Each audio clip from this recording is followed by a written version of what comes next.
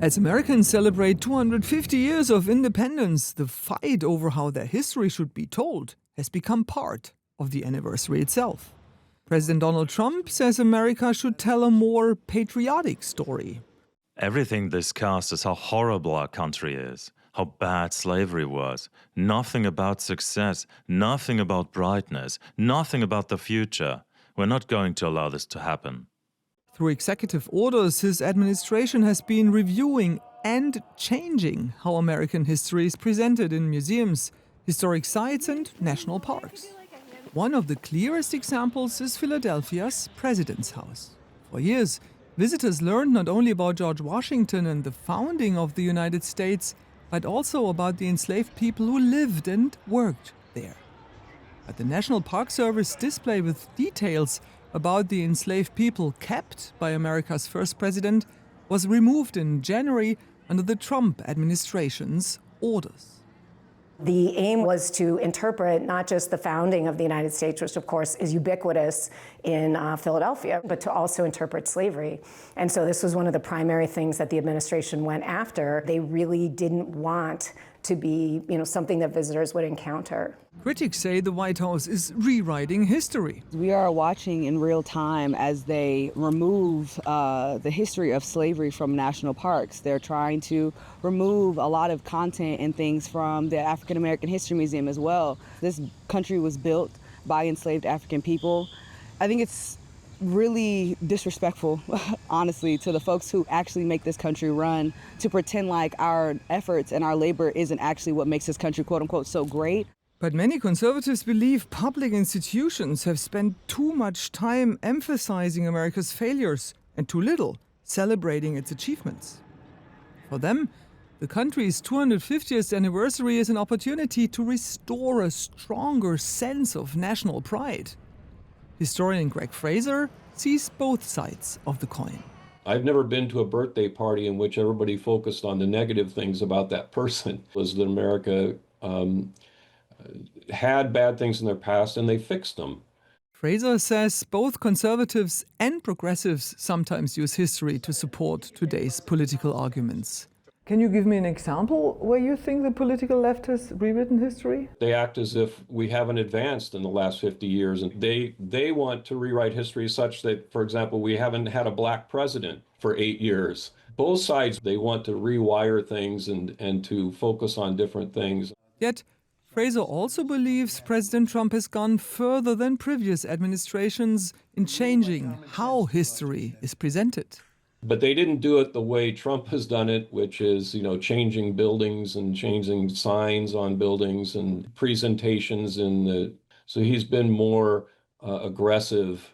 But for indigenous people, America's story did not begin in 1776, and the debate is even more fundamental. Like, we were here long before that story began. And I know Native Americans carry a lot of pride and a lot of pain with that too.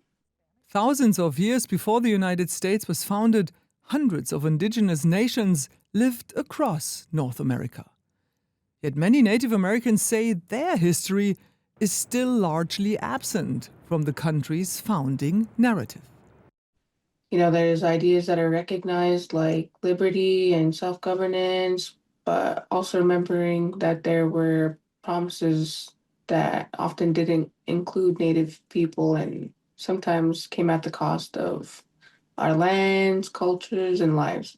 Americans around the country are taking part in this year's independence celebrations, but questions over how the country's history should be remembered still leave many in the United States divided.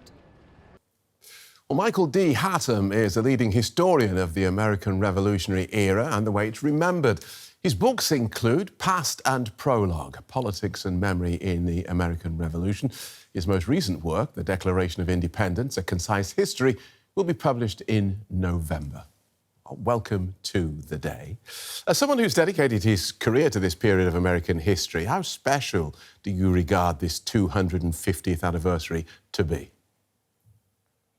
Well, it's a special occasion. It only comes around every 50 years or so, every 50 years. The previous anniversaries have been quite significant moments in American history, from the first anniversary in 1826 to the centennial, which happened at a really tumultuous period in American history, right down to most recently the bicentennial in the 1970s. And these have been really significant moments in American history. And in an age of social media and superhero movies, how compelling is America's origin story for younger generations? Well, traditionally, it has been quite compelling. It has effectively been our origin myth for over 200 years, and we have told the story of the revolution in a very similar way to many sort of superhero stories. If we think, you think of the story structure of the hero's journey. Basically, the story of the American Revolution sort of follows that story structure, and so for a long time, Americans have had really sort of emotional responses to the story of the revolution. In the current age, it's maybe less so, but I'm not sure how much that's a function of social media or whatnot, as much as it is also perhaps a function of changes in history education in the United States. Okay, let's dig deeper there, because, okay, different ways of teaching history, but also different views of history, different voices being heard, different voices having access to wider audiences as well. So it becomes less one story, doesn't it? The story fractures. Yeah, in a sense. Yeah, in a sense, it has become. Well, there have always been multiple stories of the revolution. There's never been just one story. That's a sort of a common misconception. It is true that students today in the United States encounter a very different story of the revolution than students would have even 50 years ago. They are likely to learn a story about the revolution that focuses more on its consequences than its causes. They're likely to learn a story about the revolution that features a much wider cast of characters, a much more diverse story of the revolution than students would have 50 years ago. And that doesn't necessarily make for many more different narratives about the revolution, but it does make for a sort of a more diverse narrative.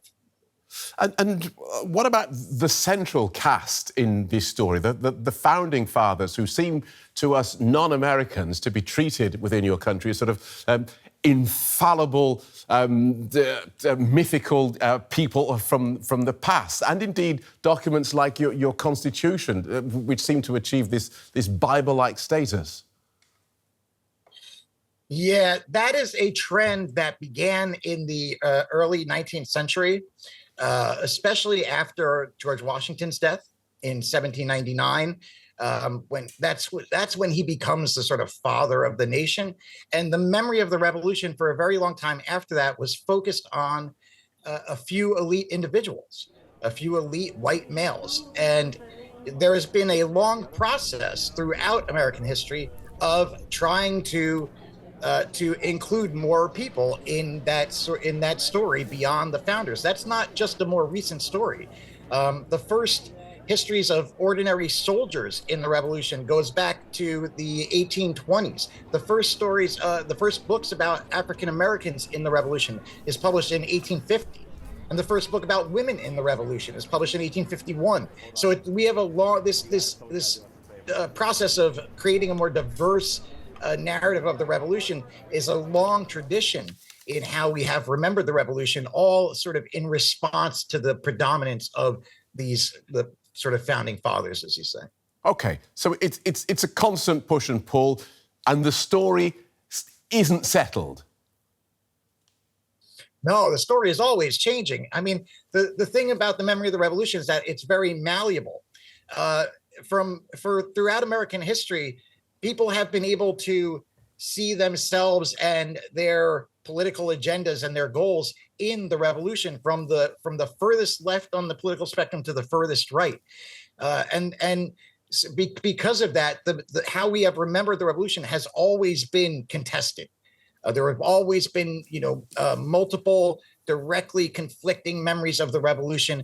And that is part of the process and part of the value of the memory of the revolution, because it has provided Americans with a sort of shared political language. When we use terms like, liberty or equality or tyranny or resistance, those words have connotations that go back to the revolution. So the revolution gives us this language that we can use to express our sort of political beliefs in the present and our visions of the future. Right. So can you give us, again, for the education of us as non-Americans, can you give us examples in the push and pull of this narrative of perhaps heroes who people who were once regarded as heroes who were then regarded as villains and maybe back again, or people who were forgotten, who have been foregrounded? Yeah, so it's not so much that people go from being heroes to being villains. I'm guessing the British started off as villains and just stayed there. Well, that is true. I was thinking specifically of America, but you are right that for most of the 19th century, Britons played the role of evil villain in the story of the revolution. I was talking about the how we tell the story of the revolution. In America, it is. The story has typically been told in a sort of superhero fashion, in the sense of, this is a cast of unlikely underdogs who undertakes this fight against the world's most evil empire, right, and achieves victory against all odds. That's why, in some sense, the Star Wars is the great bicentennial movie, right? Because it reflects how we tell the story of the revolution. But of course, that changes in the early 20th century, when relations between the United States and Great Britain becomes much more friendly. And in fact, I tell a story in my most recent book about the man who made the first feature film about the American Revolution in 1917, just as World War I was starting for the United States. And in the film, he included some scenes that featured sort of British actions that were, let's say, less than moral. There's some scenes of basically British soldiers assaulting Americans. And before that film was debuted in 1917, he was told to cut those offending scenes because it would arouse bitterness amongst Americans against their sort of new ally.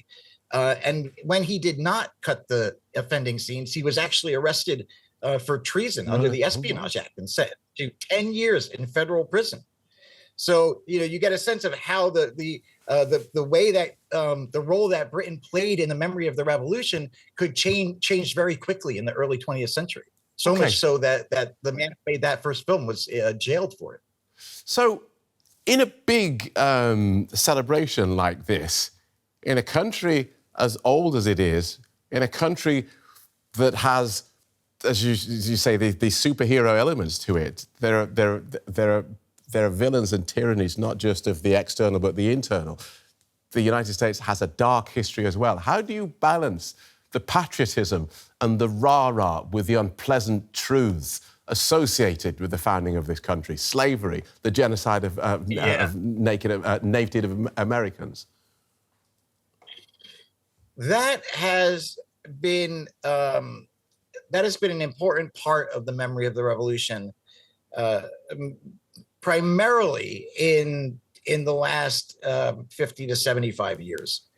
How Americans balance that or reconcile those what one historian called the American paradox, which is the revolution built on a rhetoric of liberty, all while amidst the existence of slavery, right, and the treatment of Native Americans. That has been a thing that Americans have had to work out for themselves on an individual basis. In the United States, we basically have two forms of patriotism, and have had since the early 20th century. And one form of patriotism, which is primarily more conservative, is based on a more sort of triumphal understanding of the past, a more celebratory understanding of the past, one that focuses on a few elite individuals while on the sort of left end of the political spectrum, they have taken a sort of more critical approach to the past, especially the revolution, with a desire to try to highlight that paradox. And so trying to reconcile, those contradictions within the nation's history and the stories that we tell about ourselves is a sort of ongoing process that each American has to engage with for themselves. Thanks for talking us through that so clearly and so interesting. Historian and author Michael D. Hattem. Thank you.